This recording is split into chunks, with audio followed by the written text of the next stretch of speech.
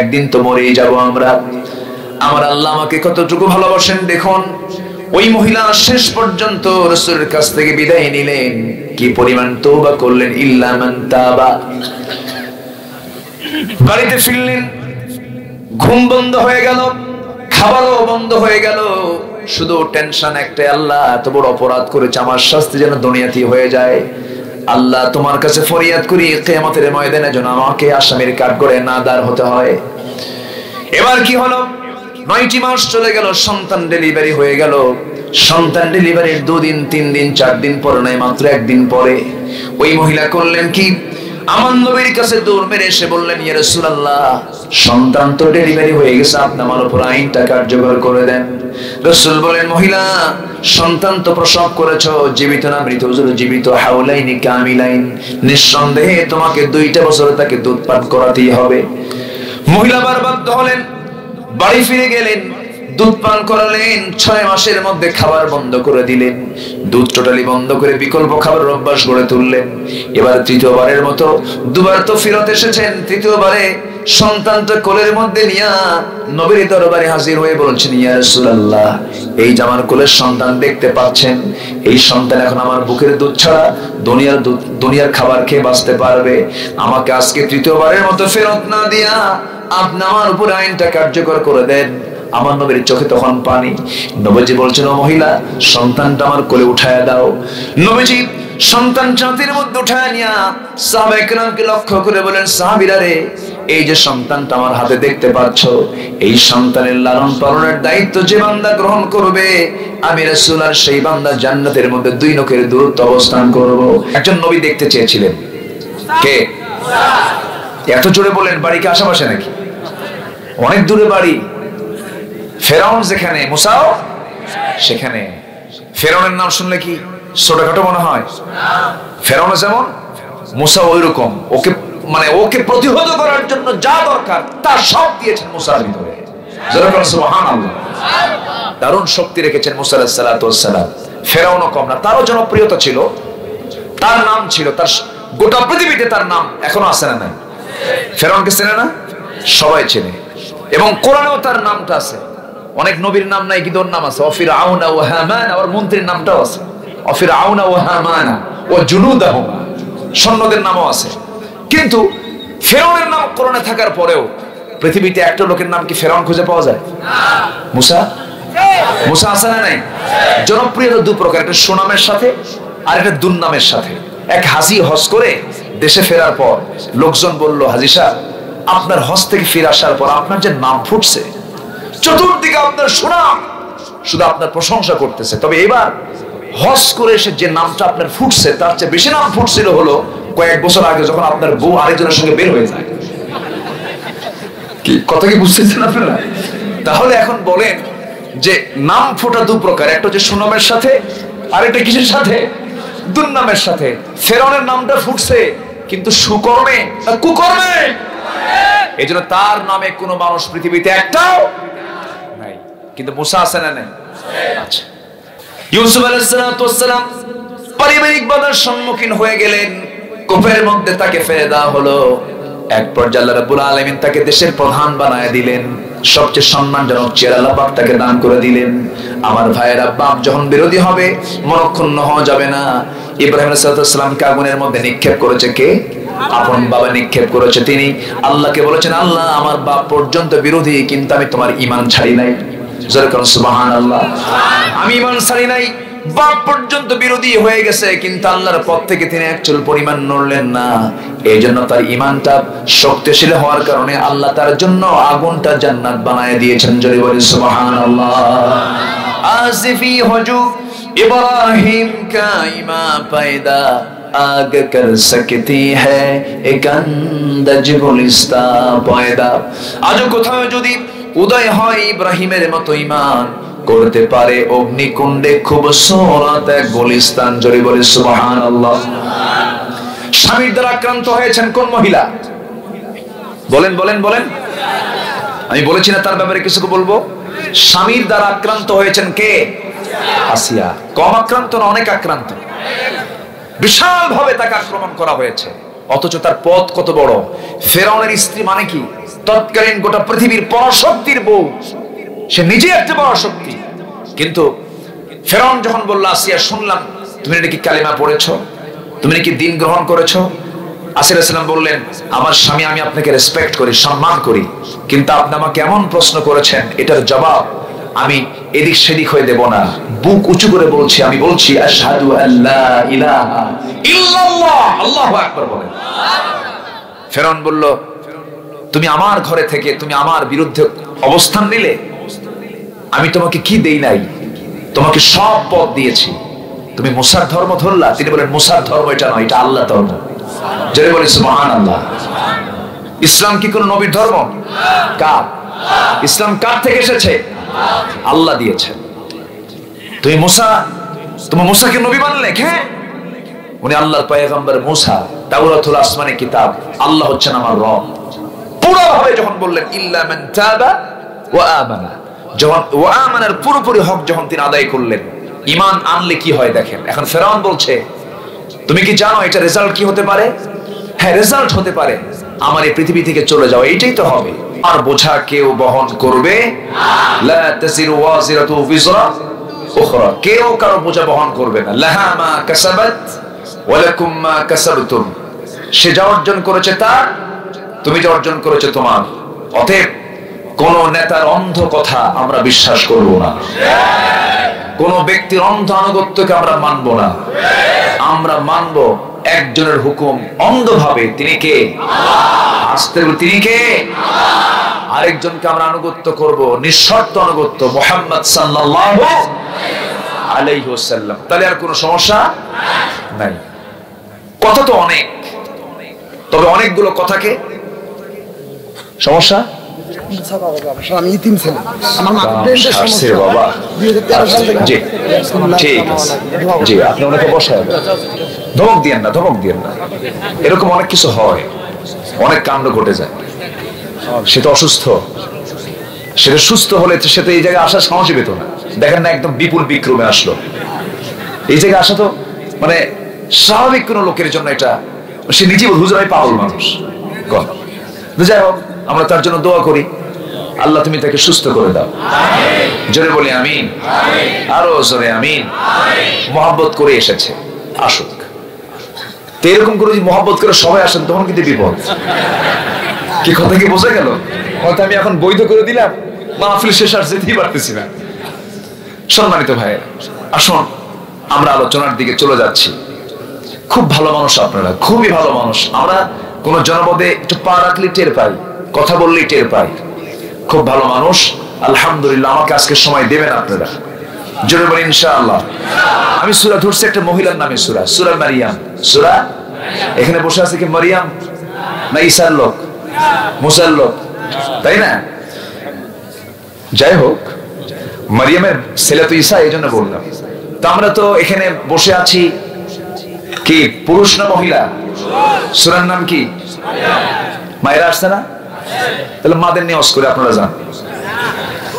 কিন্তু বাড়িতে গেলেও মা আসে না নাই, বউ আসে না নাই, তাদেরকে শেখানো আসে না নাই, বোঝানো আসে না নাই, অতএব থাকার দরকার আছে। সূরা মারিয়াম থেকে আমি কিছু কথা বলার ইরাদা করেছি। মারিয়াম এমন একজন নারী, যার পেটে সন্তান আল্লাহ পাক দিয়েছিলেন, কিন্তু স্বামী ছিল না। সুবহানাল্লাহ। তার সন্তানের দৃষ্টান্ত হলো ইন্না মাসাল ঈসা কামাসালি আদম। তার এক্সাম্পলটা হলো আদমের মতো। আদমের বাপ নাই, ঈসা আলাইহিস সালামের কোনো বাপ নাই। দুজন ব্যক্তির পৃথিবীতে কোনো পিতার পরিচয় নাই। প্রথম মানুষ কে আর সেকেন্ড পারসন কে? তার মৃত্যু এখনো হয় নাই।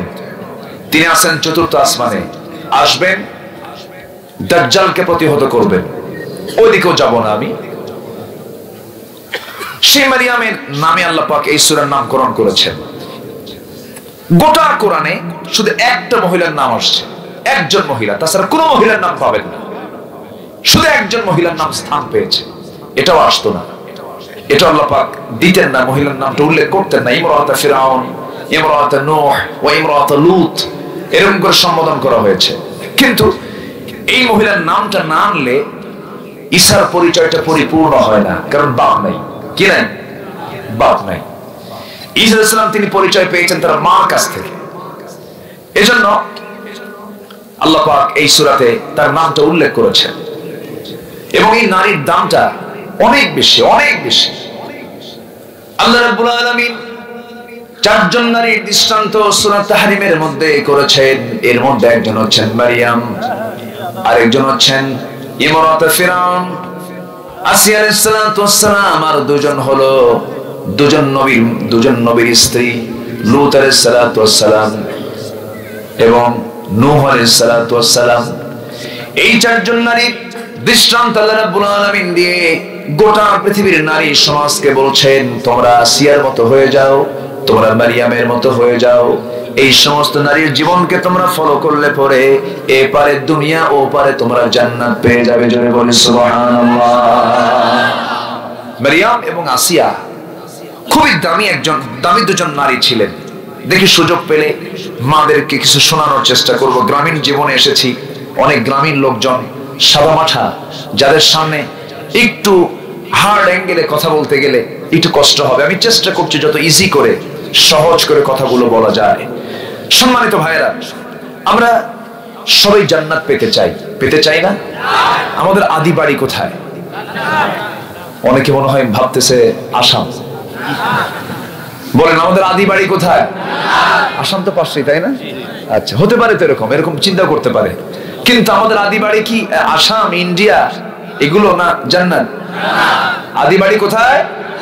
জান্নাত। আমার আব্বা আদম আলাইহিস সালাতু ওয়াস সালাম তিনি কোথায় ছিলেন? আমার মা হাওয়া আলাইহিস সালাম কোথায় ছিলেন? জান্নাতে ছিলেন। দুজন সময় ভালোই কাটতেছিল, কিন্তু আল্লাহ বললেন, আদম হাওয়া থাকো, খাও, ফালা তাকরাবা, যেও না দুজন ওই নিষিদ্ধ এলাকায়, গেলেই কিন্তু সমস্যা হবে। কিন্তু শয়তান করলো কি? ফাওয়াসওয়াসা লাহুমা, দুজনকে ওয়াসওয়াসা দিয়ে ফেললো। এখনো কি ওয়াসওয়াসা দেয় না? আব্বাকে দিচ্ছে, বেটাকে বাদ দেবে নাকি? এখানে ওয়াসওয়াসা দিচ্ছে, তাড়াতাড়ি ওঠ, চলে যা। শয়তান কিন্তু লেগেই আছে, সর্বক্ষণ লেগে আছে। শয়তানের লাগা দুর্বল না মজবুত? বলেন মজবুত। আমার বাপকে ছাড়ে নাই। ফাওয়াসওয়াসা লাহুমা ফাযাল্লাহুমা শাইতান, শয়তান দুজনকে পদস্খলন করে দিয়েছে। আমাকে আপনাকেও চেষ্টা করতে পারে, চেষ্টা করবে। তার চেষ্টা কেমন? আল্লাহকে লক্ষ্য করে শয়তান বলতেছে, সুম্মা লাআতিয়ান্নাহুম মিন বাইনি আইদিহিম ওয়া মিন খালফিহিম ওয়া আন আইমানিহিম ওয়া আন শামাইলিহিম ওয়া লা তাজিদু আকসারুহুম শাকিরিন। তোমার বান্দাকে আমি ডান থেকে, বাম থেকে, সামনে থেকে, পিছন থেকে পাকড়াও করব। কোন বান্দাকে আমি ছেড়ে দেব না, সবগুলোকে জাহান্নামের দিকে নিয়ে যাব। আল্লাহ বলছেন, ও শয়তান, তুই সবাইকে পারবি না। কারণ যে সমস্ত বান্দা আমার কাছে আশ্রয় চেয়ে বলবে, সবাই বলেন কুল আউযু বিরাব্বিন নাস। বলেন কুল আউযু বিরাব্বিন নাস মালিকিন নাস ইলাহিন নাস মিন শাররিল ওয়াসওয়াসিল খান্নাস الذي يوسوس في صدور الناس من الجنة والناس। আশ্রয় চাইবো আমরা কার কাছে? আসতে বলবেন না, কার কাছে? আমার নিরাপত্তা দিবেন কে? আমার ঈমান হেফাজত করবেন কে? সকল প্রকার ওয়াসওয়াসা থেকে পানাহ চাবো কার কাছে? আমার ভাইরা, শয়তান তো লেগেই থাকবে। শয়তান থেকে বাঁচানোর জন্য সবচেয়ে বেশি সম্পর্ক রাখবো আমরা কোন কিতাবের সাথে? আমার খুব দামি লেগেছে চেয়ারম্যান সাহেবের কথাগুলো। আমার নবীর জবান থেকে 11 শ্রেণীর ব্যাপারে রাসূল শ্রেষ্ঠত্বের ঘোষণা দিয়েছেন। তিনি সুন্দর করে কয়েকটা পয়েন্ট বলেছেন, খুব দামি কথা। আমরা পৃথিবীর কোন ব্যক্তির কাছে শ্রেষ্ঠ হতে চাই না, আমরা শ্রেষ্ঠ হতে চাই আমার নবীর কাছে। উনি থাকলে আলোচনাটা একটু জমত। উনি থুইয়া চলে গেল আমারে এতিম বানায়া, কিন্তু উনি ছুটি নিয়েছেন। ভালো মানুষ, উনি ছুটি নিয়েছেন, বললেন যে আমার একটা জরুরি প্রোগ্রাম আছে। আসলে চেয়ারম্যানগিরি করা তো সহজ কাজ না, বুঝলেন? মানে কাউরে যদি বিপদে ফালায় দেন চেয়ারম্যানে দাঁড়ায় দিবেন, মামলা একখান দিয়ে দিবেন, 2টা বিয়া করায় দিবেন, আর ভাঙ্গা একটা গাড়ি কিনে দিবেন, আর টাইট এক জোড়া জুতা কিনে দিবেন মামলার জন্য। সম্মানিত ভাইয়েরা, আরাম নাই তো। রাত 3টার দিকে এসে বলে, চেয়ারম্যান সাহেব এত টাকা ডাকতেছে আপনি শোনেন না? আচ্ছা 3টার দিকে শোনা যায় কোন? মানুষ তো ঘুমে থাকে। তবে হ্যাঁ, আল্লাহ তাদের মধ্যে আবার ধৈর্য দিয়ে দেন। আলহামদুলিল্লাহ বলেন। তার কথাগুলো আমার ভালো লাগছে। আলহামদুলিল্লাহ, ভদ্র মানুষ। সম্মানিত ভাইয়েরা, আমরা শ্রেষ্ঠ হতে চাই কার কাছে? আমরা শ্রেষ্ঠ হতে চাই আমার নবীর কাছে। পৃথিবীর কারো লোকের কাছে আমাদের শ্রেষ্ঠ হয়ে লাভ নাই তো। আমরা শ্রেষ্ঠ হব কার কাছে? আমরা উত্তম হব আমার নবীর কাছে। রাসূল বলেছেন 11 লোক, 11টা কাজ যার মধ্যে থাকবে তারা শ্রেষ্ঠ। যেরকম সুবহানাল্লাহ। তার মধ্যে তিনি 2টা বলেছেন, যদি সুযোগ থাকে আমি বাকিটা বলে দেব। ঠিক আছে না? ওয়াস্ত সম্পূর্ণ রেখে গেছেন উনি, আমি সম্পূর্ণ করে দেব। জোরে বলি ইনশাআল্লাহ। সম্মানিত ভাইয়েরা, আমরা কোন সূরা থেকে কথা বলছি? কোন সূরা? মারিয়াম। মারিয়ামের আমি 2টা আয়াত তেলাওয়াত করেছি, 60-61। এই 2টা আয়াতকে সামনে রেখে আমরা কথা বলবো। প্রথম আয়াতে আল্লাহ বলছেন, তুমি যদি 3টা কাজ করো আমি তোমাকে স্থায়ী জান্নাত দেব। কি জান্নাত? জান্নাত কি অস্থায়ী হয়? যে একবার ঢুকবে বের হওয়ার কোনো কায়দা, তাহলে তো জেলখানা হয়ে গেল। এরকম কিছু মনে হচ্ছে নাকি আপনাদের? আবার লা ইয়াবগুনা আনহা হিওয়ালা, যে জান্নাতে ঢুকবে সে আর কখনো বের হবে না। সুবহানাল্লাহ বলেন। তাকে বের করে দেওয়া হবে না। এই দুনিয়াতে ক্ষমতা পাইলে বের করে দেয় না? মাঝে মাঝে বের করে দেয় না? শুধু বের করি না, দেশও থাকে না, দেশেও থাকে না। কিন্তু আল্লাহ বলছেন, তোকে আমি এমন সম্মান দেব, এমন মর্যাদা দেব, এমন রিজিক দেব, ঢুকবি একবার সারা জীবন তোর মালিকানা। যেরকম সুবহানাল্লাহ। সেই জান্নাত কি পেতে চাই আমরা? নামাজ না পড়া? হ্যাঁ, আমার দেশের মানুষ নামাজি বেশি না বেনামাজি বেশি? মানুষ বেশি না চোর বেশি? ভালো করে বলো, প্যাঁচ লেগে গেছে। আচ্ছা, যে নামাজ পড়ে না সে কি ছোটখাটো চোর না বড় চোর? এখন বলেন, আমার দেশের মানুষ বেশি না চোর বেশি? হিসাব ক্লিয়ার। যে আল্লাহর সাথে চুরি করে সে তো এমনি ট্র্যাডিশনালি গম চুরি করতেই পারে, রাস্তার টাকা মেরে খেতেই পারে, জনগণের টাকা মেরে খেতেই পারে। ও আল্লাহর সঙ্গে চুরি করে, এটা চুরি করে কোনো ব্যাপার হলো নাকি? কষ্ট পাচ্ছেন? আমরা আল্লাহকে ফাঁকি দেব না। ফাঁকি আল্লাহ পড়বেন না, ফাঁকি আমি পড়ে যাব। নামাজ আগে আমরা পড়বো। জোরে বলি ইনশাআল্লাহ। রাজি আছে সবাই? আল্লাহ রাব্বুল আলামিন 3টা আমলের বিনিময়ে স্থায়ী জান্নাতের মালিকানা দিয়ে দিবেন। এমন জান্নাত আমি তোমাকে দেব যে জান্নাত তুমি কল্পনাও করতে পারো নাই। এমন জান্নাত তোমাকে দেব যা তুমি কখনো ভাবো নাই। ওয়ালাকুম ফিহা মা তাশতাহি আনফুসুকুম ওয়ালাকুম ফিহা মা তাদউন নুজুলাম মিন গফুরির রহিম। জয় বলুন আল্লাহু আকবার। তোমার মন যা চাবে জান্নাতের ভিতরে তুমি তাই পাবে। তোমার মন চাচ্ছে আকাশের পাখি উড়ে যাচ্ছে, ওই উড়ন্ত পাখি যদি এখন ফ্রাই হয়ে আমার সামনে হাজির হতো আমার খুব মজা লাগতো। সঙ্গে সঙ্গে ওই পাখিটা ফ্রাই হয়ে যাবে, রান্না হয়ে যাবে, আপনার সামনে খাবার প্রস্তুত হয়ে যাবে। হুর থাকবে, গেলমান থাকবে। এই আয়াতের তাফসীর করতে নিয়েছি অনেক দিন আগে একটা মাহফিলে। পাশে থেকে এক চাচা দাঁড়ায় বলে, হুজুর আপনি বলেন যা চাবো তাই পাবো, বিড়ি থাকবে না ওই জায়গায়। কি চিন্তাটা, কথা কি বুঝতেছেন আমার? ওনার চিন্তা বিড়ি নিয়ে, যে বিড়ি তো হুজুর খেতে মানা করে, কিন্তু আমি তো বিড়ি ছাড়তে পারি না। মন যা চাবে তাই পাবো, তো জান্নাতে বিড়ি চাইলে বিড়িও পাওয়া যাবে। আচ্ছা, আল্লাহকে জান্নাতে পচা খাবার রাখবেন? আসতে কোন পচা খাবার রাখবেন? এনার কি সমস্যা আবার?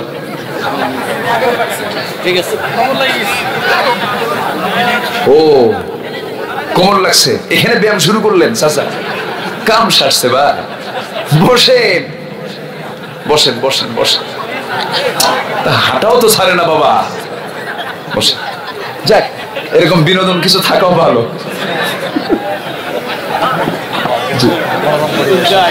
খুব সুন্দর, এত সুন্দর মানুষ, বলি আলহামদুলিল্লাহ। চাচা আরজন ওঠেন না, আর কিন্তু ওঠা যাবে না, একদম কোমর এখন ঠিকঠাক হয়ে গেছে। যাক, চাচার মধ্যে কোনো লজ্জা, মানে উনি কোনো কিছু ভাবেন নাই, সাদা মাঠা, আলহামদুলিল্লাহ।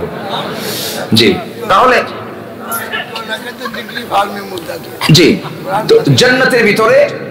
জান্নাতের ভিতরে অবৈধ, জান্নাতের ভিতরে শরীর নষ্ট করে দেওয়া, যৌবন নষ্ট করে দেওয়া, দেহকে নষ্ট করা, এমন জাতীয় কোনো খাবার থাকবে না। জান্নাতে কিন্তু 4টা নহর থাকবে। কয়টা নহর? 4টা নহর, 4টা ঝর্ণা থাকবে, 4টা নহর থাকবে, নদী থাকবে। একটা হলো শরাবের নহর, শরাব মানে মদ, এই পচা মদ, হ্যাঁ, আঙ্গুর পচায় মদ বানায়, ভাত পচায় মদ বানায়, এগুলো না, এগুলো খায় তো হুঁশ থাকে না। রাত 3টার দিকে এসে দরজায় ডাক দিয়ে বলে, দরজা খোলো, দরজা খুলে বউকে ডাক দিয়ে বলে, আম্মা আসসালামু আলাইকুম। তো এরকম পচা মদ খায়া বেহুশ হয়ে থাকবা, এরকম মদ তুমি জান্নাতে পাবা না। জান্নাতে পাবে এমন শরাব যা পান করে তোমার যৌবন ডাবল থেকে ডাবল হয়ে যাবে। জোরে বলে সুবহানাল্লাহ। থাকবে দুধের নহর। কিসের নহর? দুধের নহর। থাকবে মধুর নহর। জোরে বলে সুবহানাল্লাহ। থাকবে পানির নহর। আমার দেশটা কি জানেন? আমার দেশটা মনে হয় অনেকটা জান্নাতের একটা সিমটম আমি লক্ষ্য করি। কেমন করে? এত নদী, নদী মানে তো নহর, নদীর তীরে আমার বাড়ি, আলহামদুলিল্লাহ বলবেন না? নদীর তীরে আমার দেশের রাজধানী, বলি আলহামদুলিল্লাহ। এরপরেও আস-সাইহানু ওয়ান নীল ওয়াল ফুরাত কুল্লু মিন আনহারিল জান্নাহ। নীল, ফোরাত, এই সমস্ত নহরগুলো জান্নাতের একটা অংশ, আলহামদুলিল্লাহ বলেন। জান্নাতের একটা অংশ, হাদিসে এসেছে।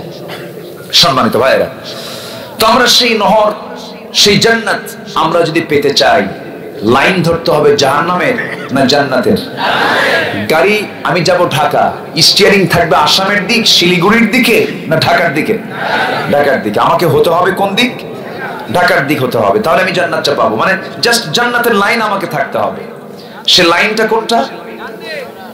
সেই লাইনটা হলো প্রতি ওয়াক্তে, প্রতি সালাতে, প্রত্যেকটা রাকাতে আমরা নামাজ যখন শুরু করে ফেলি, সেই সময় ক্লিয়ার করে আল্লাহর কাছে চাই, এই লাইনটা দাও।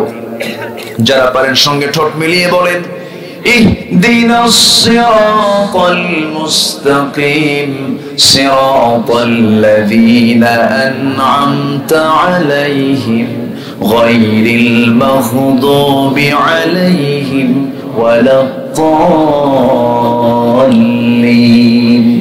আল্লাহ তাআলা সরল সঠিক পথ আমাদেরকে দেখিয়ে দাও, যে পথে তোমার জন্য চির শান্তি, যে পথে চির ভ্রান্তি, সে পথ থেকে আমাদেরকে দূরে রাখো। আমরা আল্লাহর কাছে সিরাতুল মুস্তাকিমটা চাইলাম, নামাজ পড়লাম, আল্লাহর কাছে হেদায়েত চাইলাম, সিরাতুল মুস্তাকিম কামনা করলাম, রুকু করলাম, সিজদা দিলাম। নামাজ শেষে মসজিদ থেকে বের হয়ে আমি হারাম কাজে চলে গেলাম, হারাম দল করলাম, বাম চিন্তা করলাম, দুনিয়ার আইনকে অমান্য, দুনিয়ার আইনকে আমি স্বীকার করে আল্লাহর আইনকে অমান্য করলাম। নামাজকে আমার কবুল হবে নাকি? সিরাতুল মুস্তাকিম কি ঠিক থাকলো নাকি? নামাজ এবং সমাজ দুটোকে ব্যালেন্স করতে হবে। নামাজে কি বললাম, সমাজে তার বাস্তবায়ন কতটুকু, এই চেতনা লালন করে যদি কোনো বান্দা চলতে পারে। আমরা অনেকে মনে করি নামাজ শুধু ইবাদত, রোজা শুধু ইবাদত, হজ শুধু ইবাদত, যাকাত শুধু ইবাদত, কিন্তু সম্পূর্ণ কমপ্লিটলি রং আইডিয়া। ইবাদত মানে হলো আমি যে রাতের আধারে স্ত্রীর সঙ্গে রাত্রি যাপন করছি বৈধ সম্পর্কের ভিত্তিতে, এটা ইবাদত। আমি যে পেশাব করতে যাচ্ছি, এটা আমার জন্য ইবাদত। আমি যে শৌচ কার্য করতে যাচ্ছি, এটাও আমার জন্য ইবাদত। পৃথিবীর এমন কোনো কাজ নাই যে কাজে আল্লাহর হুকুম নাই। প্রত্যেকটা কাজ যদি আল্লাহর হুকুম মাফিক যদি আমি করে থাকি, প্রত্যেকটা কাজ আমার আল্লাহ ইবাদত বলে গণ্য করে নিবে। সব কাজে ইবাদত আছে না নাই? আছে না নাই? বিড়ি খাওয়াও, হ্যাঁ?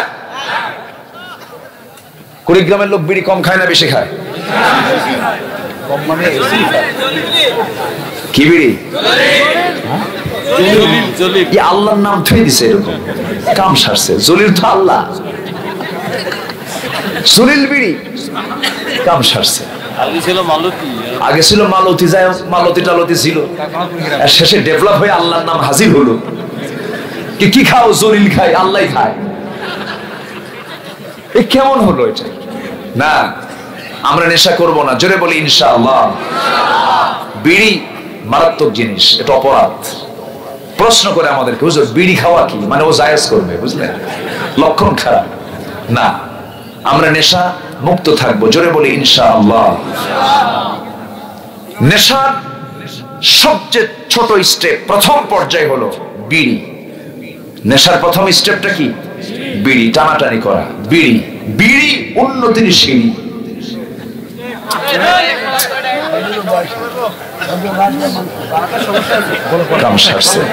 সম্মানিত ভাইয়েরা,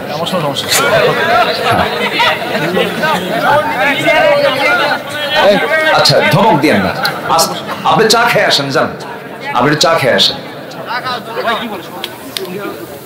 চেয়ারে বসেন, চেয়ারে বসাই দেন, চেয়ারে বসাই দেন। ওনাকে চেয়ার দেন, আপনি ওখানে নিচে বসাই দিচ্ছেন কেন? আপনি এত বড় বেয়াদবি করছেন লোকটার সাথে, তাদের চেয়ার দিয়ে দেন। চেয়ারে বসেন মুরব্বী, আপনার জন্য চেয়ার। হ্যাঁ বসাই দেন আস্তে করে। আর সামনে আশেপাশে একটু পাহারা দেন সবাই, যে আমার দিকে তাকান। তাহলে বিড়ি খাওয়া যাবে? আস্তে করে না, বিড়ি খাওয়া যাবে? বিড়ি খেলে স্বাস্থ্য ভালো হয়? এরপরও খায়, এরপরে কি করে? খায়। বিড়ি খাওয়া কোনো ইবাদত নয়, আমরা নেশা মুক্ত হব, জোরে বলি ইনশাআল্লাহ। যারা বিড়ি খায় তারা মনে মনে চিন্তা করতেছে, হুজুর আপনারা তো পান খান। হুজুরা কি খায়? পান খায়। পান খান, আপত্তি নাই, কিন্তু পানের সাথে আবার হাকিমপুরি রহমতুল্লাহ আলাইহি কেন? কথা আছে না? হাকিমপুরি কেন, রহমতপুরি কেন? হাকিমপুরি রহমতপুরি খাওয়া যাবে না তো। হারা গাছের, হারা গাছ চিনেন তো? হ্যাঁ, আচ্ছা হারা গাছের যে বিড়ি তৈরি হলো যে গাছ দিয়া, আবার তামাক ফ্যাক্টরিতে যে তামাকটা আপনি জর্দাটা খাচ্ছেন ওটা কোন গাছ দিয়া? গাছ কি দুই না এক? কেউ পুড়ে খায় আর কেউ ডাইরেক্ট খায়, কোনো তফাৎ নাই। খাবেন না। হয়তো ভাবতেছেন হুজুর হয়তোবা জর্দাটাকে জায়েজ করতে পারে, অসম্ভব না। যেটা শরীরের জন্য ক্ষতিকর সেটা আপনার জন্য অপরাধ। বালা মান কাসাবা সাইয়্যাতান ওয়া আহাতাত বিহি খাতিআতুহু উলাইকা আসহাবুন নার হুম ফিহা খালিদুন। পাপ করবা, পাপ তোমাকে ঘেরাও করবে। পাপ তোমাকে কি করবে? ঘেরাও করবে। যে বিড়ি খায় তার জিহ্বায় বিড়ির চিহ্ন ফুটে ওঠে, আছে না? বিড়ি তার ঠোঁট প্রমাণ করে এটা বিড়িখোর, এটা কি খোর? যে পান খায় তার দাঁত প্রমাণ করে এটা তরমুজের বিচি, ঠিক কি না? আচ্ছা, যে মদ খায় তার চোখ প্রমাণ করে এই চোখ হলো মদের চোখ। কিসের চোখ? মদখোরের চোখ। এজন্য পাপ করলে পাপ আমাকে ঘেরাও করবে, এজন্য পাপ মুক্ত থাকবো, জোরে বলি ইনশাআল্লাহ। হার্টটা দিয়েছেন কে? লিভারটা দিয়েছেন কে? লিভারটা সুন্দর করে রেখে দিয়েছেন কে? বিড়ি খায় লিভার পচায় ফেললো, দোষটা কার? আল্লাহ। দেখছেন, বিড়ি খাবেন আপনি, দোষ দেবেন আল্লাহরে না। আমরা নেশা মুক্ত থাকবো, জোরে বলি ইনশাআল্লাহ। জি, আমরা ফিরে আসবো কার পথে? আসতে বলবেন না, ফিরে আসবো কার পথে? আল্লাহর পথে। আল্লাহ রাব্বুল আলামিনের জন্য বলছেন, শোনো, সূরা মারিয়াম 60 নম্বর আয়াত। আল্লাহ বলছেন, শোনো, তুমি ফিরে আসো, তিনটা কাজ তুমি করো। ইল্লা মান তাবা ওয়া আমানা ওয়া আমিলা সালিহান উলাইকা ইয়াদখুলুনাল জান্নাহ হুম ফিহা খালিদুন ওয়া লা ইউযলামুনা শাইআ। জোরে বলুন আল্লাহু আকবার। তিনটা কাজে এক নম্বর কাজ, তবে যারা তওবা করবে মানে ফিরে আসবে। আমি আপনি ভুল করেছি, মাফ করার জন্য কে আছেন? আসতে বলবেন না, কে আছেন? ভুল কি ফেরেশতার হয় না মানুষের হয়? কিন্তু দাম বেশি ফেরেশতার না মানুষের? ফেরেশতার কয় ভালো করে কোন ফেরেশতার দাম বেশি না মানুষের দাম বেশি? কিন্তু ভুল করে কে? ভুল করে না কে? ফেরেশতা ভুল না করে তার দামের চাইতে আমার দাম বেশি, আমি ভুল করি, আলহামদুলিল্লাহ বলবেন না? কেন, কি জন্য? ভুল করবে কেমনে ফেরেশতা? ভুল করার যোগ্যতাই তো নাই। পাপ যে করবে, পাপ করার কোনো সুযোগই নাই। আমার আপনার পাপের সম্ভাবনা আছে না নাই? নারীর প্রতি টান, সম্পদের প্রতি টান, লোভ, কামনা, বাসনা, এগুলো সব মানুষকে কে দিয়েছেন? আল্লাহ দিয়েছেন। কামনা বাসনা থাকবে, থাকুক, কিন্তু বৈধ পথে তুমি লোভ করো, বৈধ পথে তুমি কামনা করো, এটা কে বলছেন? আল্লাহ বলছেন। আল্লাহ রাব্বুল আলামিন নিজেই বলেন,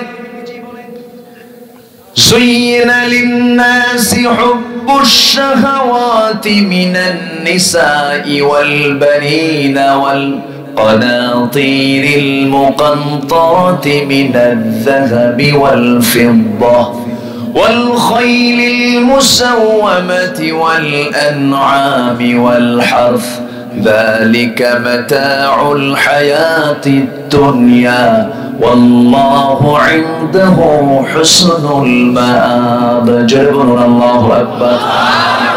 মানুষের জন্য আকর্ষণীয় করা হয়েছে 6টা জিনিস। কি? এর মধ্যে 1 নম্বর হলো নারী। নারীর দিকে টান প্রতিটি পুরুষের আছে না নাই? আবার প্রতিটি নারীর টান পুরুষের প্রতি আছে না নাই? এই টানটা দিয়েছেন কে? এই টানটা না থাকলে পৃথিবীতে মানুষ কি আসবে নাকি? এই টান না থাকলে বংশ বিস্তার হবে না। এই টান না থাকলে আল্লাহর বান্দা পয়দা হবে না। এই টানটা দিয়ে দিয়েছেন কে? নারীর প্রতি পুরুষের টান আছে না নাই? ও যুবক, আছে না নাই? আস্তে আস্তে কেমন যৌবন মনে হয় নাই? আছে না নাই? মাদের কানে তো যাওয়া দরকার যে আমাদের টান আছে। কষ্ট পাচ্ছেন? টান থাকতে হবে তো, কিন্তু সেই টান কিন্তু অন্যের বউ না, নিজের বউ। এটা মাথায় রেখে না। এখন তো প্যাঁচ লাগে এই জায়গায়, নিজের বউ ভাল লাগে না, অন্যের বউ ভাল লাগে। এরকম আছে না? এরকম বেকুব কিছু আছে না নাই? এই চরিত্র হলো কুকুরের চরিত্র। কিসের চরিত্র? কুকুরের। মানুষের চরিত্র এমন হওয়া উচিত না। স্বামী প্রবাসে থাকে, বউটা রেখে চলে গেছে, 6 বছর কোনো খোঁজ নাই। স্বামীরও দোষ, কারণ এটা উচিত না, এগুলো উচিত না। যাবেন কোথাও, বউকে সাথে নিয়ে যাবেন। আমার আলোচনাগুলো তো অনলাইনে চলে যাচ্ছে, কথাগুলো একটু বলা দরকার।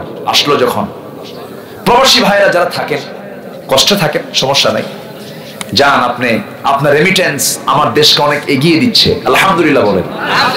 কিন্তু আপনার স্ত্রীকে আপনি রেখে গেলেন, তার খোঁজ খবর, তার শারীরিক চাহিদা, সব চাহিদা, জৈবিক চাহিদার প্রয়োজন আছে না নাই? এটা পূরণ করার দরকার আছে না নাই?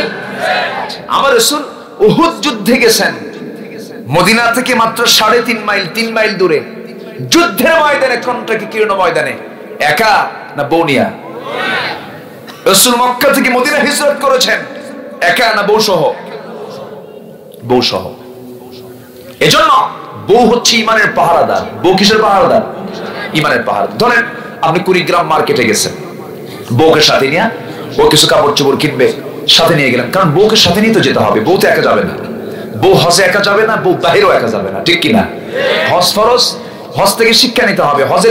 হজের মতো একটা গুরুত্বপূর্ণ ফরজ কাজেও কোন মহিলার উপর যদি হজ ফরজ হয়, যদি কোনো মুহররম না পায়, পুরুষ লোক যদি না পায়, তার হজে যাওয়া যাবে না। আচ্ছা, এখন আপনি আপনার বউকে নিয়ে গেছেন মার্কেটে। মার্কেটে নিয়ে যাওয়ার পর আপনি সামনে যে নারী পরে, সেই নারীর দিকে আপনি ছায়া থাকেন, 30 সেকেন্ড 40 সেকেন্ড ছায়া আছেন। হঠাৎ করে বউটা যদি এই নজরটা দিয়ে যদি দেখে যে আমার স্বামী অন্য মহিলার দিকে ছায়া আছে, মেজাজ কি ঠিক থাকবে? আস্তে হয়তো সেই সময় কিছু কমে না, রাস্তা তো, চলো বাড়িতে যাই। কি কথা কি বুঝতেছেন? এরপরে দেখবো না। বাড়িতে এসে চেহারা কালো হয়ে গেছে, সুইটির মা, সুইটির মা, তোর সুইটির মা, তুমি ছায়া থাকো আরেক দিকে, তুমি আমারে ডাকো না, ঠিক কিনা বলেন? তাহলে বউ হচ্ছে স্বামীর ইমানের পাহারাদার, আলহামদুলিল্লাহ বলবেন না? বউকে পাশে রেখে স্বামী ফাসুল ফুসুল করতে পারবে না। এই জন্য বিয়ের কথা কে বলেছেন? আসতে বলবেন না, কে বলেছেন? ফানকিহু মা তাবা লাকুম, তোমার মনে যাকে চায় মিনান নিসা নারী সমাজ থেকে বিয়ে করে নাও, যাকে চায় তোমার যাকে মনে চায়। বিয়ালা না কিন্তু আবার অন্যের বিবাহিত স্ত্রী না। হ্যাঁ, যার বিয়ে হয় নাই, মুশরিকানা, কাফেরানা, এরকম জাতীয় তোমার কাউকে যদি পছন্দ হয়, পারিবারিক ভাবে জানান দিয়ে সুন্দর ইজাব কবুলের মধ্য দিয়ে অলি কুফুর ব্যালেন্স ঠিক রেখে বিয়ে করো।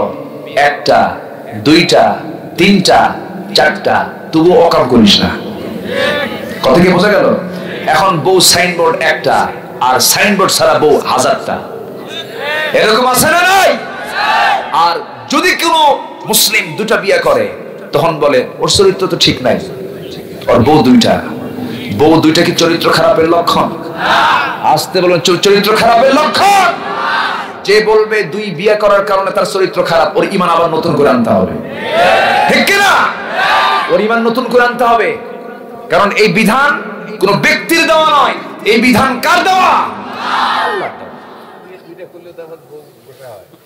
এই থামেন, কই কি কয় আব্দুর রাজ্জাক ভাই, কই বসেন না, বসেন। কষ্ট পাচ্ছেন আপনারা? আলোচনা চালাই? আমার কথা কি বোঝা যায়? কঠিন মনে হচ্ছে নাকি? খুব ভালো মানুষ আপনারা। থাকুক, পড়ুক না, থাকুক, পড়বে একটু, কুয়াশা টুয়াশা একটু পড়ুক।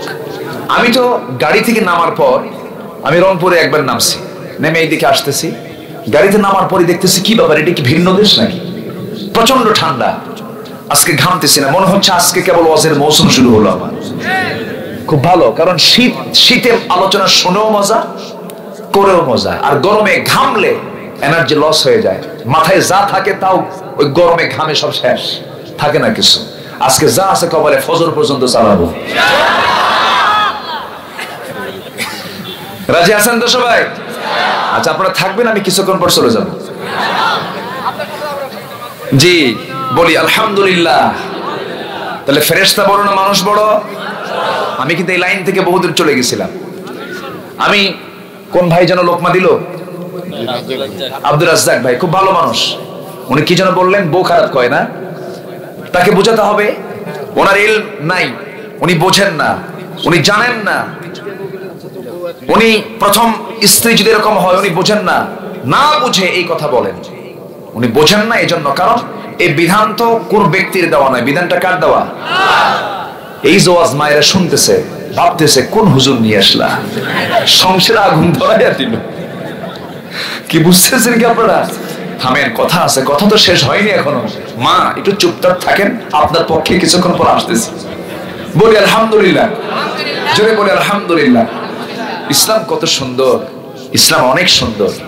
ইসলাম জেনা চায় না, ইসলাম বিয়ে চায়। ইসলাম ফিতনা চায় না, ইসলাম শান্তি চায়, ঠিক কিনা বলেন? ইসলাম কি আজকের? ইসলাম কি এখনকার? পৃথিবী যেদিন মানুষ আল্লাহ পাক পাঠিয়েছেন সেই দিনে তিনি ইসলাম দিয়েছেন। বান্দার কোনটা কল্যাণ, বান্দার কোনটা অকল্যাণ, সব বুঝেন কে?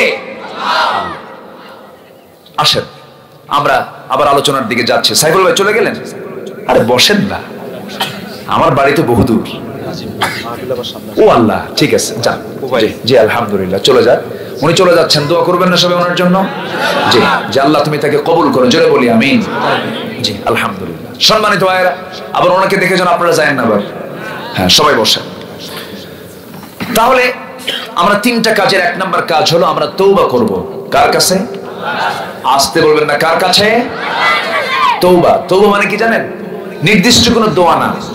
আমরা কিন্তু অনেকে ভাবি কি তওবা মানে হচ্ছে নির্দিষ্ট দোয়া, কি সুবহানাকাল্লাহুম্মা আশহাদু আল্লা ইলাহা ইল্লা আনতা আস্তাগফিরুল্লাহ রাব্বি মিন কুল্লি যামবি, বাস। হুজুর একটু তওবা করে দেন তো হুজুর, খুব অকাম কুকাম করছি। আজকে তওবা করবেন, কালকে আবার শুরু করবেন, এরকম কিছু লোক আছে না? এটার নাম তো তওবা না। তওবা হলো পার্মানেন্ট, যে কামটা করেছে আগে, যে পাপ কাজটা করেছে, পার্মানেন্ট সিদ্ধান্ত নেওয়া, এই পাপে আর আমি কোনোদিন যাব আর ফিরে যাব না, এটার নাম তওবা। আর তওবা করলে আল্লাহ সবচেয়ে বেশি খুশি হন ওই বান্দার উপরে, জোরে বলে সুবহানাল্লাহ। এই জন্য তওবার গুরুত্বকে বোঝানোর জন্য একটা সূরাই আছে, সূরাতুত তাওবা। আল্লাহ রাব্বুল আলামিন কোরআনে কারীমের ভিতরে বলছেন, ইয়া আইয়ুহাল্লাযীনা আমানু তুবু ইলাল্লাহি তাওবাতান নাসুহা, ঈমানদারেরা তোমরা তওবার মতো তওবা করো, আমার দিকে ফিরে আসো। বান্দা তুমি আমার দিকে 1 হাত আগাবে, আমি তোমার দিকে 10 হাত আগাবো। তুমি আমার দিকে হেঁটে হেঁটে আসবি। ইযা তাকাররাবাল আবদু ইলাইয়া, যখন কোন বান্দা আমার দিকে হেঁটে হেঁটে আসে আমি তার দিকে দৌড়ে দৌড়ে যাই। যখন কোন বান্দা আমার দিকে 1 হাত আগায় আমি তার দিকে 10 হাত আগাই। বান্দা যখন সুন্দর করে ঠান্ডা পানি, ঠান্ডার ভিতরে ঠান্ডাকে ঠান্ডা না মনে করে ওযু বানায় নেয়। আবার আমি বলছি না আপনি ঠান্ডা পানি দিয়ে ওযু করে আপনি অসুস্থ হয়ে যাবেন, তাও কিন্তু না। এখন গরম করার সুযোগ আছে না নাই বলেন? সুযোগটা আছে। আপনি গরম পানি করে ওযু বানাবেন, ওযু বানায় শেষ রাতে ওঠা তো একটু কঠিন ঠান্ডার সময়। কোন বান্দা যখন ওযু বানায়, ওযু বানায় যখন 2 হাত যখন ধৌত করে, সঙ্গে সঙ্গে শুধু হাত ধোয়া হয় না, সঙ্গে সঙ্গে সগীরা গুনাহগুলো হাতের সব মাফ হয়ে যায়। মুখমণ্ডল যখন ধৌত করে মুখের সগীরা গুনাহগুলো মাফ হয়ে যায়। মাথা যখন মাসে করে মাথার সগীরা গুনাহগুলো মাফ হয়ে যায়। 2 পা যখন ধৌত করে 2 পায়ের সগীরা গুনাহগুলো মাফ হয়ে যায়। মুখমণ্ডল যখন ধৌত করে চোখের গুনাহ, নাকের গুনাহ, মুখের গুনাহ মাফ হয়ে যায়। জোরে বলে সুবহানাল্লাহ। সগীরা গুনাহগুলো মাফ হয়ে গেল। বান্দা যখন ফরজ নামাজে দাঁড়ায় গেল, সূরা যখন পড়া শুরু করলো, আল্লাহ তাআলা জবাব দিয়ে দেন, হামিদানি আবদি, আসনা আলাইয়া আবদি, মাজ্জাদানি আবদি, হাদা বাইনি ওয়া বাইনা আবদি। সব দোয়াগুলো বান্দার জবাবে সব দোয়াগুলো বলে দেন, সব জবাবগুলো দিয়ে দেন। এরপরে বলছেন, বান্দারে তুই এখন আমার কাছে কি চাস? ওয়ালাদ-দাল্লিন পর্যন্ত যখন সূরা ফাতিহা যখন বান্দা পড়ে শেষ করে ফেলে, আল্লাহ বলেন, বান্দারে তুই এতক্ষণ যা চাইলি সমস্ত চাওয়া আমি আল্লাহ রাব্বুল আলামিন কবুল করে নিলাম। বান্দা যখন রুকুতে চলে যায়, রুকু কি বলেন? আর-রাকিউন আস-সাজিদুন আল-আমিরুনা বিল মা'রুফ ওয়ান-নাহুনা আনিল মুনকার। যখন কোন বান্দা রুকুর মধ্যে চলে যায়, আল্লাহ স্থির হয়ে ফেরেশতাদেরকে ডাক দেন। যখন সিজদার মধ্যে চলে যায়, আল্লাহ তখন বলেন, ও ফেরেশতারা, এই বান্দাগুলো আমাকে দেখে নাই, রাসূলকে দেখে নাই, জান্নাত দেখে নাই, জাহান্নাম দেখে নাই, কোরআনকে বিশ্বাস করেছে, হাদিসকে বিশ্বাস করেছে। এই সমস্ত বান্দার तमाम জিন্দেগীর সমস্ত গুনাহ maaf করে দিয়া এই সমস্ত বান্দা বান্দির জান্নাতের বাজেট আমি আল্লাহ পাস করে দিলাম। নামাজ পড়বো কয় ওয়াক্ত? আসতে বলবেন না, কয় ওয়াক্ত? চুরি করেছে আর জীবনে চুরি করব না, ডাকাতি করেছে আর জীবনে ডাকাতি করব না। জমির আইল ঠেলে ঠেলে জমিটা আমার মধ্যে নিয়ে আসছে 4 শতক বেশি করে, এমন জমি আর তো করি গ্রামে নাই, অভাব নাই, আছে। আর আমি ঠেলবো না, বরঞ্চ পাশের জমিওয়ালাকে ডাক দিয়ে বলবো, ভাই তোমার মধ্যে আমার জমি, তোমার মধ্যে আমার মধ্যে তোমার জমি ঢুকে গেছে, একটু মাপটা দিয়ে আমার থেকে বের করে নাও। কারণ হাশরের ময়দানে ওই বান্দার মাথার উপরে 7 তবক আসমান জমিন চাপিয়ে দেওয়া হবে, যে 1 বিঘত জায়গা অন্যের যে জবরদখল করেছে। বুখারী শরীফের হাদিস এটা। এগুলো করা যাবে না। এই সমস্ত বান্দাগুলো যখন সমস্ত হারামকে বর্জন করে যখন বান্দা সলিড, যখন আল্লাহমুখী হয়ে যাবে, আল্লাহ বলছেন, বান্দা দুনিয়ার থানায় চোরের তালিকায় একবার নাম উঠলে মৃত্যু পর্যন্ত তার তালিকায় সে নামটা থেকে যায়। থানায় তোমার নাম যদি ডাকাতের তালিকায় থাকি, হাজির সাহেব হওয়ার পরও মৃত্যু পর্যন্ত সেই তালিকায় ডাকাতের নামই সেই তালিকা থেকে যায়, কালো তালিকায় তার নামটা বই রয়ে যায়।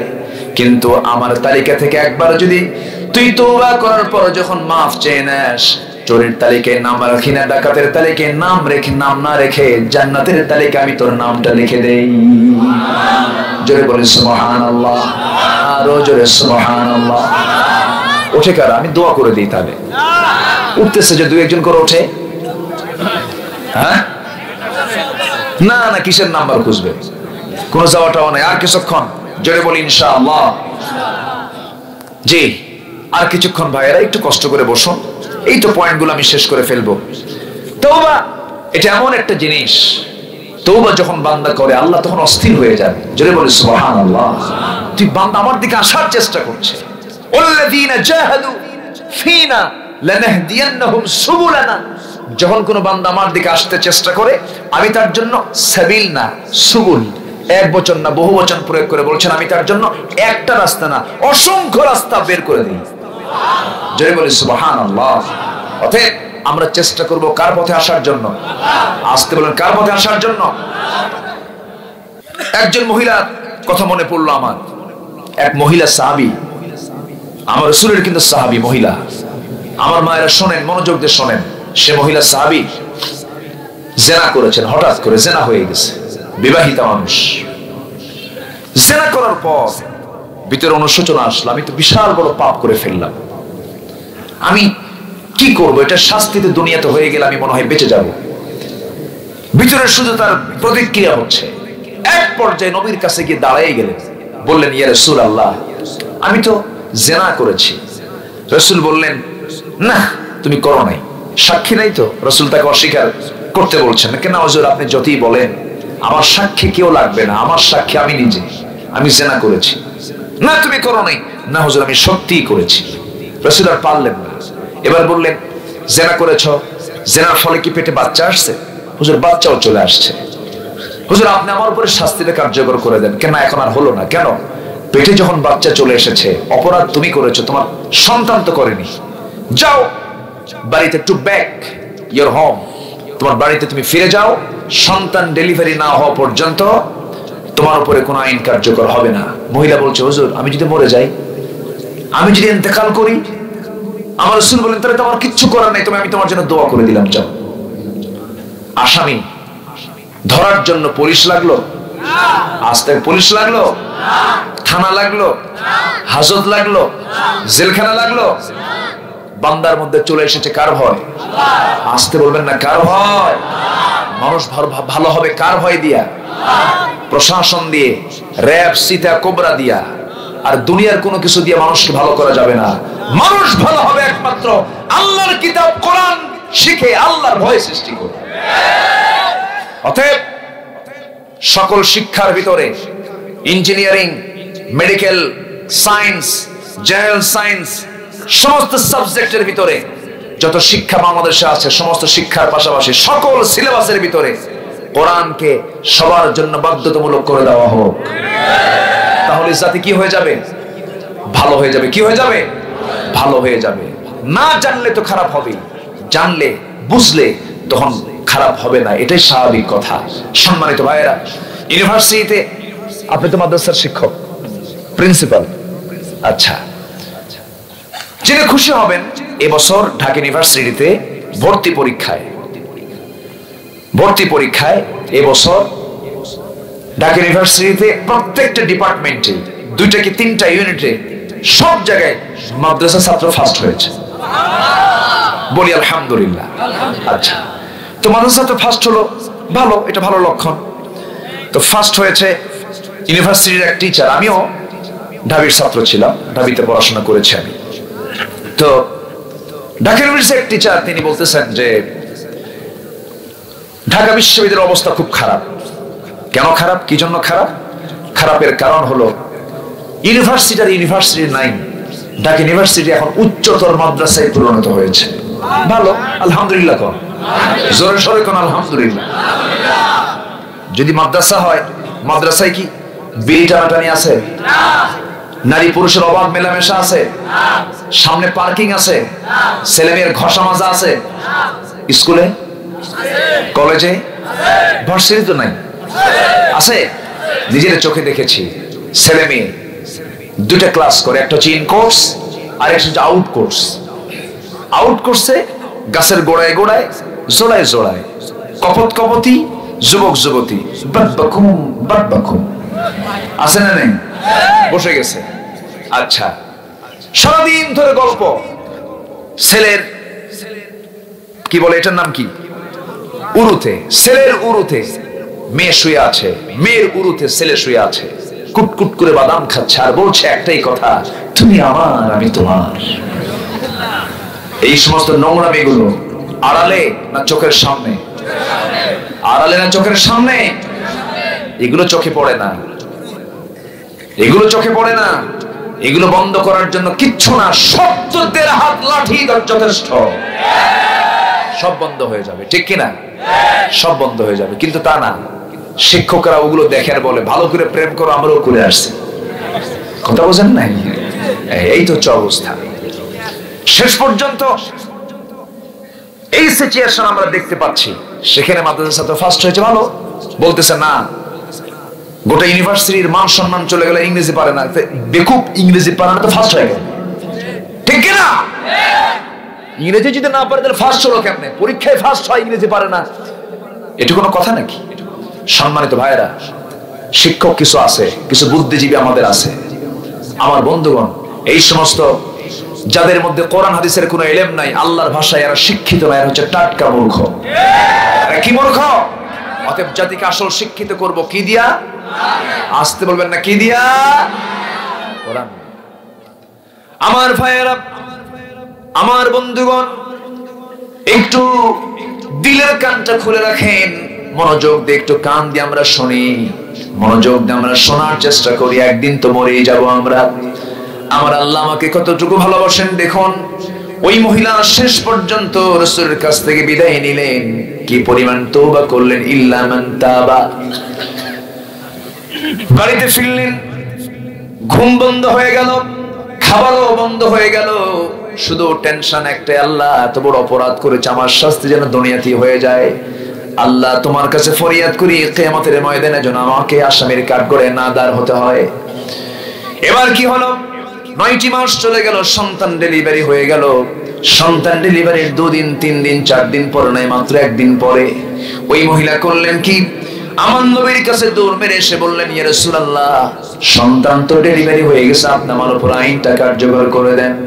রাসূল বলেন, মহিলা, সন্তান তো প্রসব করেছো, জীবিত না মৃত? হুজুর জীবিত। হাওলাইনি কামিলাইন, নিঃসন্দেহে তোমাকে 2টা বছর তাকে দুধ পান করাতেই হবে।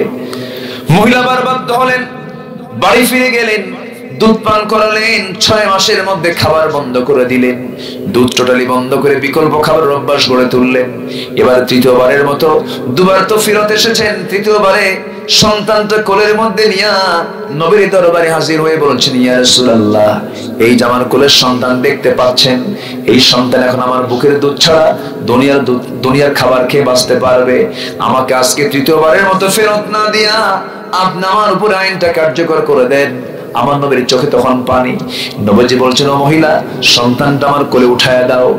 নবীজি সন্তান জাতির মধ্যে উঠায় নিয়া সাহাবায়ে কেরামকে লক্ষ্য করে বলেন, সাহাবীরা রে, এই যে সন্তানটা আমার হাতে দেখতে পাচ্ছ, এই সন্তানের লালন পালনের দায়িত্ব যে বান্দা গ্রহণ করবে, আমি রাসূল আর সেই বান্দা জান্নাতের মধ্যে 2 নখের দূরত্ব অবস্থান করব।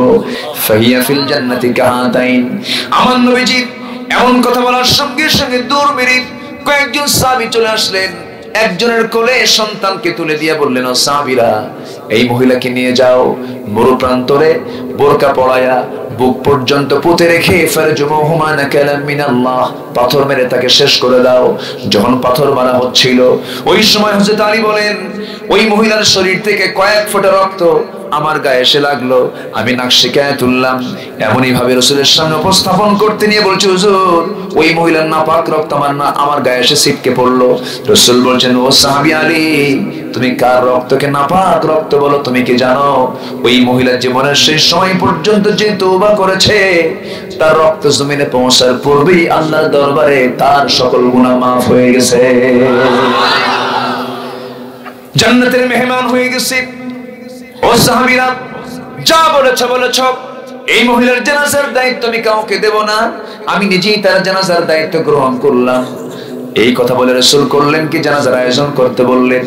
জানাজা আয়োজন হয়ে গেল, নবীজি জানাজা সম্পন্ন করলেন। জানাজা শেষ করে আমার রাসূল বলছেন, ও সাহাবীরা, যে মহিলার জানাজা পড়ালাম, এই মহিলার জীবনের শেষ সময় পর্যন্ত যে পরিমাণ তওবা করেছে, যে পরিমাণ চোখের পানি ফেলে ফেলে কেঁদেছে, এই মহিলার তওবাটাকে যদি এই মদিনার 70 জন গুনাহগারদের মাঝে যদি বন্টন করে দেওয়া হতো, প্রত্যেকের গুনাহ মাফ করে আল্লাহ রাব্বুল আলামিন 70 জনকে জান্নাত দিয়ে দিতেন।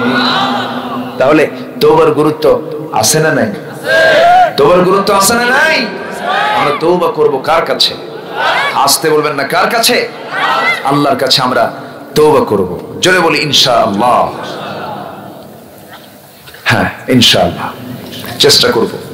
এটা আরো একটু আগে বলা লাগতো, তাহলে আমি সেইভাবে একটা প্ল্যান করতাম। এক রাতে তো সব কথা সব সাইড থেকে বলা যায় না, আমাকে সময় দিলে বলবো। হ্যাঁ, কোনো আপত্তি নাই তো? আমি আসতে চেয়েছি আরো আগে, পারলাম না। ভাবছিলাম শুধু ঢাকাতেই যাম, এখন দেখি কুড়িগ্রামে আরো বেশি যাম। নাগেশ্বরীতে প্রায় আমার 1.5 ঘন্টার সময় এক জায়গাতে আমার সময় লেগে গেছে।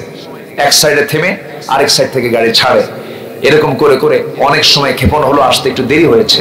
তো যাই হোক, আমরা চেষ্টা করব একটা নির্দিষ্ট সময়ের মধ্যে শেষ করে দেওয়ার। আর কিছু সময় আমি কথা বলতে চাচ্ছি। একটা প্রসঙ্গ আমি বাদ দিলাম, তওবার কথাটা আমি আর আনতে চাচ্ছি না।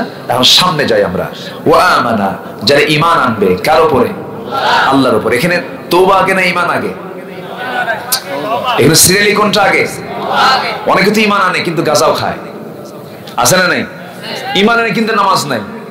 ঈমান আনে অন্যের বউ নিয়ে সংসার করে, আছে না নাই? রীতিমতো জেনার কাজ করছে। আবার আবার কি করে? আল্লাহর আইনকে চোখের সামনে অস্বীকার করে। এইগুলো আইন টাইন চলবে না এখন, এরকম লোক আছে না নাই? বলুন তো, আছে না নাই? যে ব্যক্তি আল্লাহর আইনকে অস্বীকার করবে তার ঈমান থাকবে? তার ঈমান থাকবে? অতএব আগে ঈমান আনা দরকার না আগে তওবা করা দরকার? আগে কাফের হতে হবে, এরপর ঈমান আনতে হবে। এখন হয়তো বলবেন যে হুজুর কাফের হওয়া মানে? আল্লাহ রাব্বুল আলামিন বলেন, ومن يكفر بالطاغوت ويؤمن بالله فقد استمسك بالعروة الوثقى لا انفصام لها। জোরে বলি আল্লাহু আকবার। যারা তাগুতের কাফের হবে, তাগুতের কি হবে? কাফের হয়ে যাবে। তাগুতকে যারা অস্বীকার করবে এরপর ঈমান আনবে। আপনি তাগুতকে মানলেন আবার ঈমান আনলেন, কেমন হলো? এই জন্য তাগুতের কথা আল্লাহ রাব্বুল আলামিন আগে বলে দিয়েছেন, আগে তওবার কথা বলে দিয়েছেন। তওবা আগে করো, এরপরে ভালো করে ঈমান আনো, তাহলে আমি তোমার ঈমান আনাকে কবুল করে নেব। ঈমান আনা মানে আরামের দিনগুলো দিয়ে রাত কাটা নয়। ঈমান আনা মানে হলো আমার নবীর সাহাবীদের জীবনে, আমার নবীর জীবনে ঈমান আনা মানে তাদের লাইফ স্টাইলটা ছিল, দিনের বেলা ছিলেন ঘোড়ার পিঠে, রাতের বেলা ছিলেন তারা জায়নামাজে, ঠিক কি না? আরামের মধ্য দিয়ে ঈমানের দাবি আপনি করতে পারবেন না। ঈমান মানে হলো একটি হিংস্র জন্তু, হিংস্র জঙ্গলে হিংস্র জন্তু হায়নার সামনে নিজের দেহটাকে ছেড়ে দেওয়া। যে কোনো মুহূর্তে আপনার জীবন নাশ হতে পারে, কিন্তু তাগুতি শক্তির কাছে মাথা নত করা যাবে? মাথা নত করা যাবে? আমরা ঈমান এনেছি কার উপরে? আসতে বলবেন না, কার উপরে? আল্লাহর উপরে। ঈমান যখন আনবো আমি, তখন চলবো আমি আমার ইচ্ছায় না আল্লাহর ইচ্ছায়? চলবো আমি আমার আইনে না আল্লাহর আইনে? চলবো আমি আমার বিধানে না আল্লাহর বিধানে? আল্লাহর বিধানে আমাকে আপনাকে চলতে হবে। কোরআন যা বলেছে আমাকে তাই বলতে হবে। কোরআন যা করতে বলেছে আমাকে তাই করতে হবে। কোরআন যা সিদ্ধান্ত দিয়েছে এটাই আমার সিদ্ধান্ত নিতে হবে। এটাই হচ্ছে ঈমান। এটা কি বলেন? ঈমান। ঈমান মানে কিন্তু শুধু কালেমা পড়া না, লা ইলাহা ইল্লাল্লাহু মুহাম্মাদুর রাসূলুল্লাহ। বিপদে পড়ে হিন্দুও কয়, অনেক হিন্দু ভাইরা কয়। আমি একবার অনেক আগে আমি লঞ্চে চড়েছি, যাব আমি, হ্যাঁ ওই যে উঠে যায়, অনেক রাত হয়েছে, আসলে সমস্যা, আমি শেষ করে দেই না হয় আর কি করি। রাত হয়েছে, একটু আগে উঠতে পারলে ভালো হতো। আর কুড়িগ্রামে আমার সফর নাই এবছর, এটাই লাস্ট। আমার আর আসার সুযোগ মনে হবে না, তবে এরপর দেখা যাক, যদি আসতে পারে আসবো ইনশাল্লাহ। দোয়া করবেন তো আমার জন্য সবাই? এত আসতে ইনশাল্লাহ বললেন? ঠিক আছে, বসুন, একটু একটু বসুন। তো ওয়ামানা, আমরা ঈমান এনেছি কার উপরে বলেন তো? দেখে না না দেখে? ভালো করে কোন? দেখে না না দেখে? আল্লাহকে দেখা যায়? দুনিয়াতে দেখতে পাবো? জান্নাতে? বলেন বলেন বলেন বলেন বলেন। জান্নাতে দেখবো না আমরা? জোরে বলি ইনশাআল্লাহ। আল্লাহকে দেখবো আমরা তৃপ্তি সহকারে। আকাশের চাঁদ যেমন দেখা যায়, আমরা আল্লাহকে এরকম স্পষ্ট আমরা জান্নাতে দেখতে পাবো। কিন্তু দুনিয়াতে দেখা যাবে না, আমার চক্ষু পারবে না, আমার চক্ষু ক্লান্ত হয়ে যাবে। একজন নবী দেখতে চেয়েছিলেন, কে? এত জোরে বলেন, বাড়ি কি আশেপাশে নাকি? অনেক দূরে বাড়ি। ফেরাউন যেখানে, মুসাও সেখানে। ফেরাউনের নাম শুনলে কি ছোটখাটো মনে হয়? ফেরাউন যেমন, মুসা ওইরকম। ওকে প্রতিহত করার জন্য যা দরকার তা সব দিয়েছেন মুসার ভিতরে। সুবহানাল্লাহ। দারুণ শক্তি রেখেছেন মুসা আলাইহিস সালাতু ওয়াস সালাম। ফেরাউনও কম না, তারও জনপ্রিয়তা ছিল, তার নাম ছিল, তার গোটা পৃথিবীতে তার নাম এখনো আছে না নাই? ফেরাউনকে চেনে না? সবাই চেনে, এবং কোরআনেও তার নামটা আছে। অনেক নবীর নাম নাই, কিন্তু ওর নাম আছে। ফিরআউনা ওয়া হামান, আর মন্ত্রীর নামটাও আছে। ফিরআউনা ওয়া হামান ওয়া জুনুদাহুমা, সৈন্যদের নামও আছে। কিন্তু ফেরাউনের নাম কোরআনে থাকার পরেও পৃথিবীতে একটা লোকের নাম কি ফেরাউন খুঁজে পাওয়া যায়? মুসা। মুসা আছে না নাই? জনপ্রিয়তা দু প্রকার, একটা সুনামের সাথে আর একটা দুর্নামের সাথে। এক হাজি হজ করে দেশে ফেরার পর লোকজন বলল, হাজি সাহেব, আপনার হজ থেকে ফিরে আসার পর আপনার যে নাম ফুটছে, চতুর্দিকে আপনার সুনাম, শুধু আপনার প্রশংসা করতেছে। তবে এবার হজ করে এসে যে নামটা আপনার ফুটছে তার চেয়ে বেশি নাম ফুটছিল হলো কয়েক বছর আগে, যখন আপনার বউ আরেকজনের সঙ্গে বের হয়ে যায়। কি কথা কি বুঝতেছেন আপনারা? তাহলে এখন বলেন যে নাম ফোটা দু প্রকার, একটা হচ্ছে সুনামের সাথে, আর একটা কিসের সাথে? দুর্নামের সাথে। ফেরাউনের নামটা ফুটছে কিন্তু সুকর্মে না কুকর্মে? এই জন্য তার নামে কোনো মানুষ পৃথিবীতে একটাও নাই। কিন্তু মুসা আছে না নাই? আচ্ছা, মুসা খুব শক্তিশালী নবী ছিল। আল্লাহকেও মাঝে মাঝে প্রশ্ন করতেন। একদিন বললেন, আল্লাহ, তুমি আমাদের বানায় আবার জাহান্নাম দিবা কেমনে? কন্ত কথার মধ্যে যুক্তি আছে না নাই? আমাদের তুমি বানালা, বানায় নিয়ে আবার জাহান্নাম দিবে, এটা কেমন কথা? আল্লাহ বলেন, মুসা, ভাবছো তুমি আমার পেঁচে ফেলায় দিবা? থামো, তোমাকে বোঝাতে হবে, তুমি তো বোঝো না। এখনই গমের কিছু বীজ নাও, গম নিয়ে গমটা ছিটায় দাও। এদিকে গমের আবাদ হয় না? ছিটায় দাও। মুসা তিনি গম ছিটায় দিলেন, আবাদ হলো, পাকলো, কেটে নিয়ে চলে আসলেন। যখন কৃষক মাঠ থেকে গম নিয়ে আসে কেটে, সব গম কি আসে না কিছু থাকে? আছে, নাড়াও আছে। নাড়াতে আবার মুসা যখন আগুন ধরায় দিচ্ছেন, আল্লাহ বলছেন, মুসা, নিজে আবাদ লাগালা, গম লাগালা, আবার আগুন ধরাও কেন? কেন যে গম কাজে সেটা নিয়ে আসছে, যেটা কামের না আগুন দিয়ে জ্বালায় দিছি। আল্লাহ বলতেছেন, যে বান্দা আমার কাছে জান্নাত দিয়ে দেব, আর যেগুলো কাজের না আগুন দিয়ে জ্বালায় দেব। ঠিক কিনা? কথা বোঝা গেল? হ্যাঁ, আমরা ওয়ামানা ওয়ামিলা সলিহান, আমরা কাজের বান্দা হব। কিসের বান্দা হব? কাজের বান্দা। ঈমান আনবো, আমলে সলিহ করব। ওয়ামিলা সলিহান, জোরে বলি ইনশাআল্লাহ। আমার আলোচনা শুনতে মনে কষ্ট হচ্ছে আপনাদের। আমি আবার কি এই তারেনের বান্দরে কলা খাইছি ইন্দুরে বলতে পারি না। আমি একটু চেষ্টা করি আয়াতের মধ্যেই থেকে কিছু কথা বলার জন্য। আমরা তিনটা কাজ আজকে শিখে যাব। তওবা করব, মানে ভুল করছি আর ভুল করব না। ঈমান আনবো, শিরিক মিশ্রিত না শিরিক বর্জিত?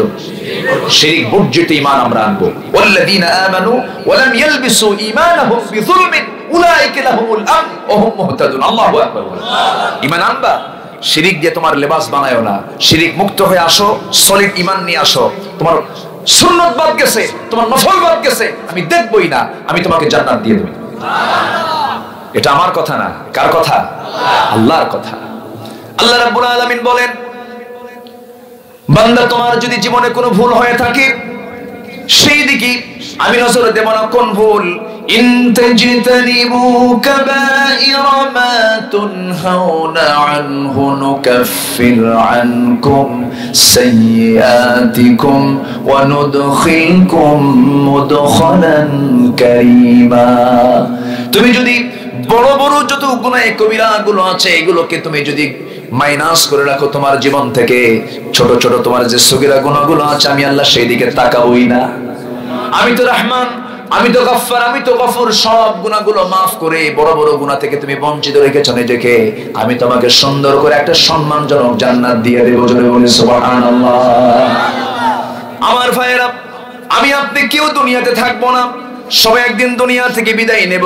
তবে ঈমান এনেছি যখন, ঈমানটার উপরে টিকে থাকতে হবে, যেমন করে সাহাবায়ে কেরাম টিকে ছিলেন। আমার বন্ধুগণ, ঈমানটা টিকে রাখার ক্ষেত্রে পারিবারিক বাধা আছে না নাই? আসতে বলবেন না, আছে না নাই? সামাজিক বাধা আছে না নাই? রাজনৈতিক বাধা আছে না নাই? রাষ্ট্রীয় বাধা আছে না নাই? ধনাঢ্য শ্রেণীর বাধা আছে না নাই? এই সমস্ত বাধাকে যে বান্দা বাধা মনে করবে, তার ঈমানটা টিকবে না। বাধাকে বাধা মনে করা যাবে না। ভাইও আপনার প্রতি শত্রু হতে পারে। যেমন করে ইউসুফ আলাইহিস সালাম তাকে দুনিয়া থেকে বিদায় করে দেওয়ার জন্য, দুনিয়া থেকে চিরতরে নিশ্চিহ্ন করার জন্য ষড়যন্ত্র করেছিল কারা? গ্রামের ভাই, চাচাতো ভাই, প্রতিবেশী ভাই, রক্তের ভাই, একদম রক্তের ভাই, আপন ভাই। সবাই মিলে সিদ্ধান্ত নিল ইউসুফকে আমরা কূপের মধ্যে ফেলে দিয়া পাথর মেরে শেষ করে দেব, সে আমাদের শত্রু হয়ে যাবে। কিন্তু হলো কি, পরক্ষণে সম্পূর্ণ উল্টা হয়ে গেল। শত্রুতা করে তো কোনো লাভ নাই। আল্লাহ যাকে বড় করবেন পৃথিবীর কোনো মানুষ নিচে টেনে তাকে ছোট করতে পারে না। ইউসুফ আলাইহিস সালাম পারিবারিক বাধার সম্মুখীন হয়ে গেলেন, কূপের মধ্যে তাকে ফেলে দেওয়া হলো। এক পর্যায়ে আল্লাহ রাব্বুল আলামিন তাকে দেশের প্রধান বানায় দিলেন, সবচেয়ে সম্মানজনক চেহারা আল্লাহ পাক তাকে দান করে দিলেন। আমার ভাইয়েরা, বাপ যখন বিরোধী হবে মনক্ষুণ্ণ হওয়া যাবে না। ইব্রাহিম আলাইহিস সালামকে আগুনের মধ্যে নিক্ষেপ করেছে কে? আপন বাবা নিক্ষেপ করেছে তিনি। আল্লাহকে বলেছেন, আল্লাহ আমার বাপ পর্যন্ত বিরোধী, কিন্তু আমি তোমার ঈমান ছাড়ি নাই। জোরে করুন সুবহানাল্লাহ। আমি ঈমান ছাড়ি নাই, বাপ পর্যন্ত বিরোধী হয়ে গেছে, কিন্তু আল্লাহর পথ থেকে তিনি এক চুল পরিমাণ নড়লেন না। এই জন্য তার ঈমানটা শক্তিশালী হওয়ার কারণে আল্লাহ তার জন্য আগুনটা জান্নাত বানায় দিয়েছেন। জোরে বলেন সুবহানাল্লাহ। আসিফি হজু ইব্রাহিম কা ইমা পায়দা আগ কর সকতি হ্যায় এক আন্দাজ গুলিস্তা পয়দা। আজ কোথাও যদি উদয় হয় ইব্রাহিমের মতো ঈমান করতে পারে অগ্নিকুণ্ডে খুব সুরত এক গুলিস্তান। জোরে বলে সুবহানাল্লাহ। স্বামীর দ্বারা আক্রান্ত হয়েছেন কোন মহিলা? বলেন বলেন বলেন। আমি বলেছি না তার ব্যাপারে কিছু বলবো? স্বামীর দ্বারা আক্রান্ত হয়েছেন কে? আসিয়া। কম আক্রান্ত না, অনেক আক্রান্ত। বিশাল ভাবে তাকে আক্রমণ করা হয়েছে, অথচ তার পথ কত বড়। ফেরাউনের স্ত্রী মানে কি? তৎকালীন গোটা পৃথিবীর পরাশক্তির বউ, সে নিজে একটা পরাশক্তি। কিন্তু ফেরাউন যখন বলল, আসিয়া শুনলাম তুমি নাকি কালিমা পড়েছো, তুমি নাকি দিন গ্রহণ করেছো। আসিয়া আলাইহিস সালাম বললেন, আমার স্বামী, আমি আপনাকে রেসপেক্ট করি, সম্মান করি, কিন্তু আপনি আমাকে এমন প্রশ্ন করেছেন, এটার জবাব আমি এদিক সেদিক হয়ে দেব না। বুক উঁচু করে বলছি, আমি বলছি আশহাদু আল্লা ইলাহা ইল্লাল্লাহ। আল্লাহু আকবার বলেন। ফেরাউন বলল, তুমি আমার ঘরে থেকে তুমি আমার বিরুদ্ধে অবস্থান নিলে, আমি তোমাকে কি দেই নাই? তোমাকে সব পথ দিয়েছি, তুমি মুসার ধর্ম ধরলা। তিনি বলেন, মুসার ধর্ম এটা নয়, এটা আল্লাহর ধর্ম। জোরে বলি সুবহানাল্লাহ। ইসলাম কি কোন নবীর ধর্ম? কার? ইসলাম কার থেকে এসেছে? আল্লাহ দিয়েছেন। তুমি মুসাকে নবী মানলে? হ্যাঁ, উনি আল্লাহর পয়গম্বর মুসা, তাওরাত হলো আসমানি কিতাব, আল্লাহ হচ্ছেন আমার রব। পুরো ভাবে যখন বললেন ইল্লা মান তাবা ওয়া আমানা, যখন ওয়া আমানার পুরোপুরি হক যখন তিনি আদায় করলেন, ঈমান আনলে কি হয় দেখেন। এখন ফেরাউন বলছে, তুমি কি জানো এটা রেজাল্ট কি হতে পারে? হ্যাঁ, রেজাল্ট হতে পারে আমার এই পৃথিবী থেকে চলে যাওয়া, এইটাই তো হবে। থামো, আমি তোমাকে একসঙ্গে মারবো না, হঠাৎ করে মারবো না, তিলে তিলে তোকে মারবো আমি। মন্ত্রী পরিষদ ডাকলো, ডেকে বললো, আমার বইয়ের বিরুদ্ধে আমি বসেছি আজকে তোদের সাথে। চিন্তা করুন কত পাশবিক আচরণ করেছে ফেরাউন। নিজের বউকে নিয়ে, সমস্ত জল্লাদদেরকে সাথে নিয়ে যখন তাকে টর্চার করা হলো, রিমান্ডে নেওয়া হলো, সেলে নেওয়া হলো, এক পর্যায়ে অর্ডার দেওয়া হলো তার মাথার চামড়াগুলো লোহার চিরুনি দিয়ে টেনে টেনে নিচের দিকে নিয়ে আসো, দেখি আসিয়া কতটুকু সহ্য করতে পারে। আল্লাহু আকবার বলবেন না? তাফসীর এসেছে। আম্মা, আমার মা, আমার বোন, ইসলাম এত সস্তা নয়। আসিয়ার দিকে তাকান, আপনার স্বামী একটু এলোমেলো হলে খেপে যান,